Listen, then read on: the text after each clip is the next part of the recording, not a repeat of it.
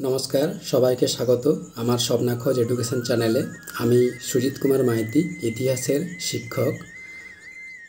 আজকে চলে এসেছি দশম শ্রেণীর একটি বিষয় নিয়ে। আজকের বিষয় বাংলায় নবশূদ্র আন্দোলন। ভিডিওটি ভালো লাগলে লাইক, কমেন্ট, শেয়ার ও সাবস্ক্রাইব করে রাখবেন। আর পাশের নোটিফিকেশান বোতামটি সক্রিয় করে পাশে থাকবেন, যাতে এই রকম নতুন নতুন ক্লাস ভিডিও সবার আগে আপনার কাছে পৌঁছে যেতে পারে। শুরু করছি আজকের বিষয় নবশূদ্র আন্দোলন। কি বলা হচ্ছে? বাংলায় প্রাচীনতম অধিবাসীরা চণ্ডাল নামে পরিচিত ছিল।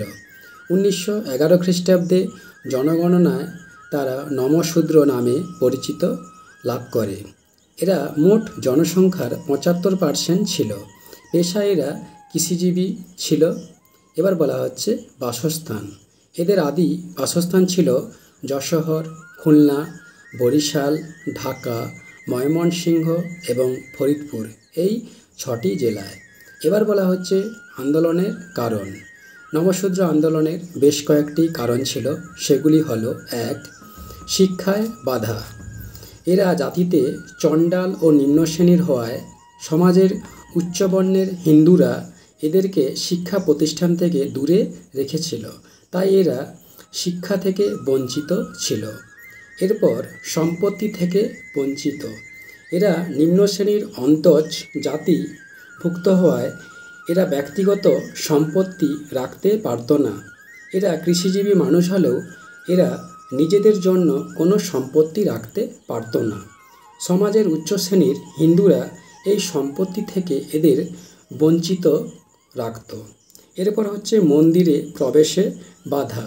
এরা অন্তজ ও চণ্ডাল শ্রেণীভুক্ত হওয়ায় সমাজের উচ্চ শ্রেণীর হিন্দুরা এদের মন্দিরে প্রবেশ করতে দিত না। উচ্চ শ্রেণীর হিন্দুরা সবসময় এদের মন্দিরে পূজা অর্চনা থেকে দূরে রাখত। এবার বলা হচ্ছে সামাজিক অনুষ্ঠান থেকে বঞ্চিত। এরা নিম্ন শ্রেণীর হওয়ায় সমাজের উচ্চ শ্রেণীর হিন্দুরা এদেরকে যে কোনো সামাজিক অনুষ্ঠান, যেমন বিবাহ, অন্নপ্রাশন, পূজা অর্চনা প্রভৃতি থেকে দূরে রাখত। এবার বলা হচ্ছে অত্যাচার। এরা নিম্ন শ্রেণীভুক্ত হওয়ায় এদের কোনো সামাজিক স্বীকৃতি ছিল না। এদের নানা দিক থেকে সমাজের উচ্চ শ্রেণীর হিন্দুরা শোষণ ও পীড়ন চালাত, যেমন বাড়িতে অগ্নিসংযোগ, বেগারশ্রম, স্ত্রীকন্যাদের ওপর অত্যাচার প্রভৃতি।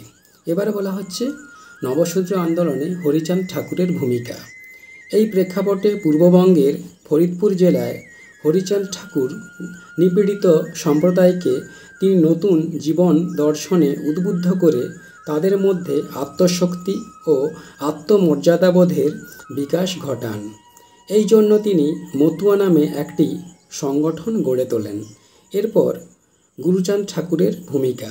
হরিচাঁদ ঠাকুরের পুত্র গুরুচাঁদ ঠাকুর মতুয়া আন্দোলন ও মতাদর্শকে জোরদার করে তোলেন। তিনি মতুয়াদের জন্য শিক্ষা বিস্তার, সামাজিক ও অর্থনৈতিক উন্নয়নের দিকে নজর দেন। তিনি বলেন, বাঁচি কিংবা মরি তাতে ক্ষতি নেই, গ্রামে গ্রামে পাঠশালা চাই। তার উদ্যোগে ৩,৯৫২টি বিদ্যালয় প্রতিষ্ঠিত হয়। মেয়েদের ধাত্রীবিদ্যা ও নার্সিং ট্রেনিং দেওয়া হয়। মূল্যায়ন।